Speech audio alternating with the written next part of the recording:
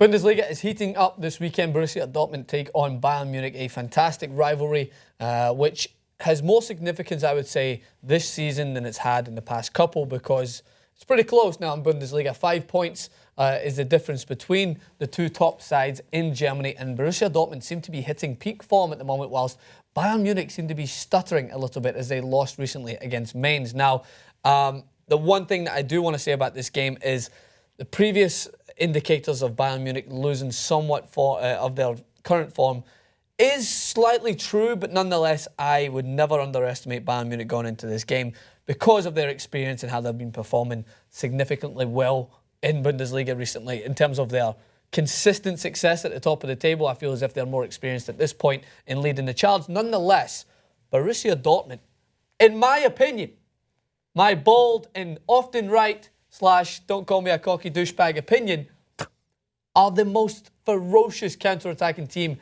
in the world at the moment. They are moving forward with so much pace. They have an abundance of pace with Marco Reus, Aubameyang, Mkhitaryan, the connecting tissue, as I like to call them, of Kagawa. They've got a great team moving forward, and I'm excited for this game. So, well, two things. One, I have a fun card I made, Francis, just for you. Is it a birthday card? To see card? if you knew all these things, right? It is not a birthday card. So we have the first card for you. Stats! And the only card.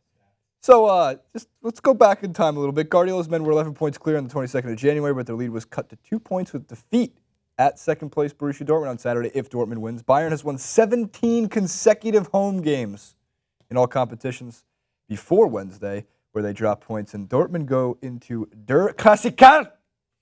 A Klassiker. Der Klassiker!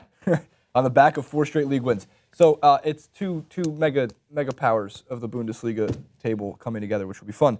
From what I've been reading, from what I've been watching, from what I've been previewing via many different sources, the matchup in the midfield will be exhilarating. Thomas Müller and you just pronounced his name, Mkhitaryan, who are both pretty much in their peak form of the season right now, if you would disagree. And what's fun for me in the midfield, what I like is that, like, for example, in El Clasicos, when you get, it's like Ronaldo versus Messi, it's really Ronaldo versus the Barcelona defense and Messi versus the Real Madrid defense. Same as this case with Lewandowski and Aubameyang. Yeah. It's them versus each other's defense. The midfield, you actually do get kind of a matchup, and that's what I'm going to be focused on, is what the dangly Thomas Müller can do against Mkhitaryan. Well, what I've been seeing recently from Bayern Munich is not so much a collective effort to win games, but relying on individual brilliance, right? So they have so many. Wait, for Bayern? Yeah, for Bayern. Yeah, so many individuals. So recently against Mainz, in which they lost the game, Arjen Robben seems to be coming back to somewhat peak form. We see his performance against Juventus, cutting into that left foot, which is so predictable.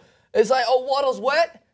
Get me more wet, because this is what happens with Arjen Robben. He's going to cut it into his left foot, but you just cannot stop it. It is hard to stop. And nonetheless, they've been relying on that, I think, a little bit more so than they have previously done at the start of the season. They were collectively playing so well. Douglas Costa, I think, let up some steam, but nonetheless, he's still so frightening going forward that you're expecting him to contribute. But with Borussia Dortmund, collectively, I think they've been playing some of the best football we've seen out of Dortmund in a while. Right. So another point why I love this game on the West Coast here in America, it's on at 9:30 a.m. So it's a reasonable time. You're the real MVP, Bundesliga. Bundesliga crushing it right there. North London derby, stick a big fat one where the sun may shine but doesn't shine, because 4:45 is an awful time to get up. Who is going to be the difference maker for Dortmund to win or for Bayern to win? The unsung hero of this game will be either defensive midfielder on either team, because you mentioned it there. It's all about nullifying the space, right? Kagawa is going to try and find those little pockets to try and find space for Aubameyang, Reus, Mkhitaryan, those type of players. But it's Gundogan for Borussia Dortmund, the player that is constantly on the tip of everyone's tongue when it comes to transfer embargoes. Oh, can we get Gundogan to Manchester United? Can Arsenal lure him in? He is a very good and well-established holding midfielder.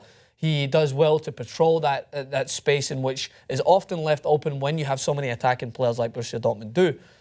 I think he's going to have a significant job in trying to nullify the space in which Robert Lewandowski will take up, because Lewandowski will try to drop deep tactically, talking some tactics not without the ball tier, to try and split that defensive pairing, because when he drops a little bit deeper to take the ball, it's more space for Arjen Robben to make those direct runs, it's more space for Douglas Costa to find space in behind, and then if he gets the ball, he's looking to lay it off and spin and get into the box. Gundogan needs to try and patrol to prevent that pass from going into space. Now, it's going to be an exciting game, right? Because we've seen but Bayern Munich be nullified by an athletic team. Mainz looked like just a well-structured army of athletes that were taking in the pressure like a big sponge, and then bang, in a very ferocious counter-attack, they had the ability to penetrate Bayern Munich. Borussia Dortmund do this as well as any other team in the world. They remind me a little bit, I know they're a better team, probably, we'll see, than Leicester, but the way Leicester absorb pressure and hit the counter-attack, and it almost looks so effortless how they're able to find Mahrez, find Vardy. The way that Borussia Dortmund get the ball wide to Marco Reus, then into Aubameyang's feet, then out wide. They're so quick at doing so that it's petrifying for teams. Bayern Munich, of course, like everyone's, the wheels are coming off. Guardiola announced he's leaving. They're struggling recently. They conceded 2 goals against Juventus. I mean, who doesn't do that? So the wheels are falling off. No, I don't think so. They're still a threatening team. They're still a dominant team in Germany. Yes, losing against Mainz was not on the cards, but you still can't write out a team that has been so significant. Can't beat everybody, man. No one's going, except for Barcelona right now, you can't beat everybody. Yeah, their team doesn't let up. I'm going to place one of my favorite bets. Okay, let me hear it. And this happens when anytime Dortmund plays Bayern. No. Will Marco Reus and Lewandowski cry when they hug each other? Neither. It's one of the most legendary bromances in the history of world football. Every time they play against each other and they line up for the opening kick, whatever you guys call it over in the football world, they always like wink at each other and then kind of smile giddily at each other, like, and then they kind of like, one's holding back a tear. It's my friend. I want to play with you.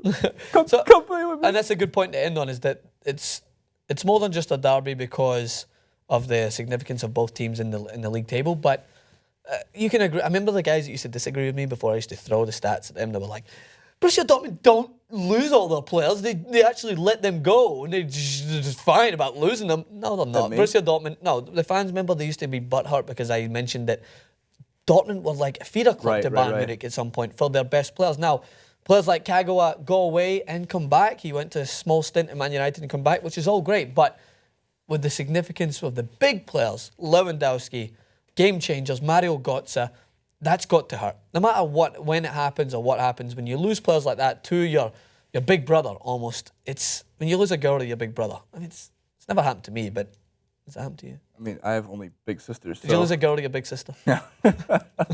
It's bound to sting a little bit. So it's because they just, for me, the Borussia Dortmund, for me, speak to more of a club for the fans. Not saying Bayern Munich's not for the fans, but it holds so much significance when a team like Borussia Dortmund, who have notoriously lost some of their players to the bigger club, can come back and say, you know what, we don't need them. You can take them because we're going to stick one to you anyway. So if they win, rooting for Dortmund.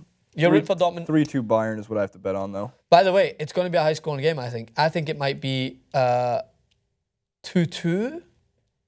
No one ever gets ballsy. 5-4. Interesting. We'll see. Bayern. Come back. Subscribe to TYT Sports. See you soon.